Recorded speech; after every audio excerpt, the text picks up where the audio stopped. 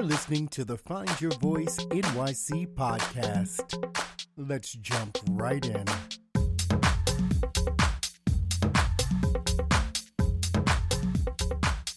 Thanks for tuning in to the Find Your Voice NYC podcast. Let's jump right in. We've been going through some things, haven't we? Right? All of us, we've all been going through a time of such uncertainty. And I hope that you all are staying safe, staying healthy, taking care of yourselves and taking care of each other, because this is the time for us to really focus on the things that bring us together, as opposed to the things that divide us. That's the easy stuff, right? It's really easy to sit back and point fingers and place blame and do all of that, but it's really, really difficult to take the time to say, okay, all of that stuff aside, how do we get through this together? How do we all benefit from this? So I hope that people continue doing the hard work and continue spreading the joy and the Instagram videos and the Facebook lives and the podcasting and all the other ways people are connecting, YouTube videos, blog posts. Like, there's so much content being created now. So many people are sharing their personal stories, and I think it's super, super important for that to happen and for all of us to, partake in that and benefit from that at this time. I wanted to start this podcast series up again because I think it's past time for this podcast to come back. And quite frankly, I needed to take time for myself in order to prepare myself to do this podcast and to really be a support to other people. Now, as you can probably hear in the background, you're going to hear them quite a bit, unfortunately. I have several ambulances that have been going past my house. I live by a hospital in New York City, so unfortunately, I'm getting more and more ambulances going by because we're sort of the epicenter, as they call it, of this COVID-19. And it's been an unfortunate reality I've had to deal with myself. But I wanted to talk about productivity. And I know it seems crazy talking about productivity in a time of uncertainty, but I think that this is the perfect time to talk about productivity because it doesn't seem to be valuable at this point, right? There are people who have been attacking people who talk about being productive and staying productive and doing things and blah, blah, blah, blah, blah. And I understand where the anger is coming from, but I don't agree with the ideology that's behind it. So I wanted to talk about some things that you can do in a time of uncertainty that actually improves your productivity and keeps you moving forward without allowing you to stay stuck in the emotions, the stress of what's going on today. The first thing I'm going to say is redefine productivity for yourself. And this is a big one, right? When you're sitting in an office, productivity is often defined by the number of hours you're sitting at your desk. Let's be honest. We may sit at our desk for 7, 8 hours, 10, 12 hours, but we're not doing 7, 8, 10, 12 hours of work. Very few people can do that, and most people cannot sustain that. Like, it's just not an actual thing. But yet, that's how we provide this sort of test of our productivity, right? I put in 50 hours this week, but how many of those hours were you actually working, right?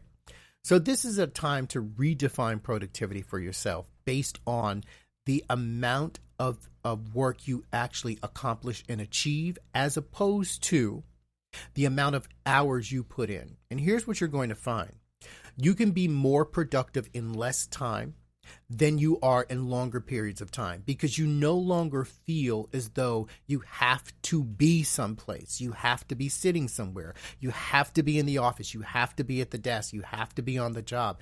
Now it's about, I'm working in such a way that I'm getting things done. I'm doing what I can based on my circumstances, and my priorities have shifted.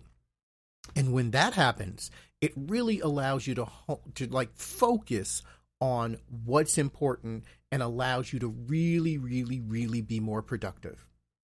Second thing, reprioritize.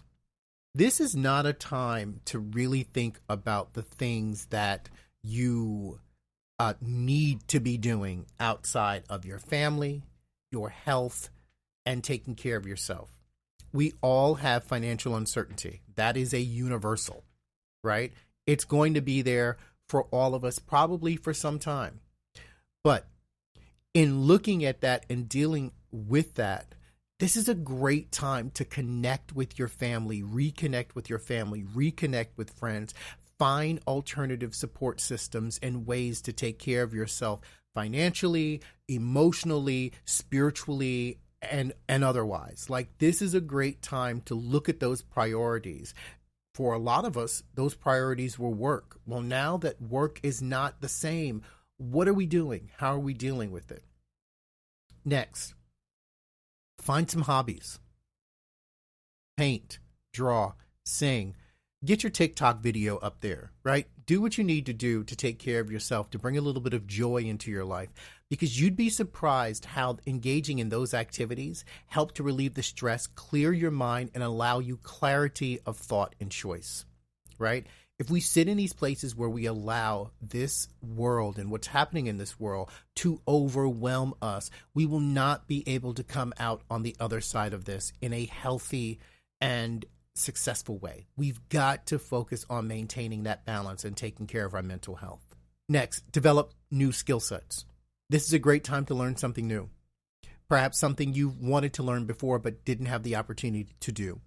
There are a lot of places online now where you can learn for free. Not everything is being charged. There's a lot of groups out there where you can be a part of and get tips and education. Remember, educating yourself doesn't have to be a formal endeavor. Make sure that you are aligning yourself with places, organizations, people who are going to stimulate you and help you to grow. Next, actively engage in things that make you happy. I've done dance classes. I've been a part of dance parties. Shout out to DJ D Nice. He keeps the groove going for me with my phone and my little Instagram. Facebook watch parties. I tune in to look at Dr. Nikki on a Wednesday nights when she does her Facebook Live happy hour. You know, I'm now hosting a happy hour myself through Find Your Voice NYC, coaching and cocktails on Thursdays. There's so many things out there that you can engage in to make you happy, to make you laugh, to bring joy into your situation. That is so important. This is difficult for all of us. None of us are outside of that. But it's important to realize that how you choose to deal with this is just as important as what is happening out there. We've got to make sure that we're bringing joy to ourselves. Lean on your community. So many people are going through the same thing. Don't sit isolated because you are socially isolated.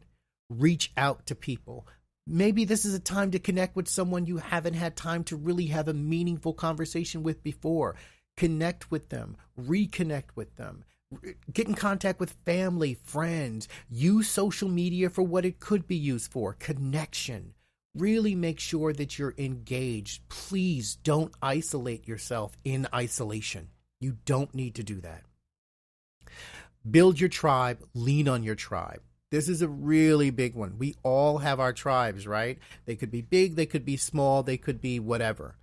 This is the time to really reach out to that tribe and make sure that that tribe is supporting you and you're supporting people in your tribe. Set your SMART goals aside.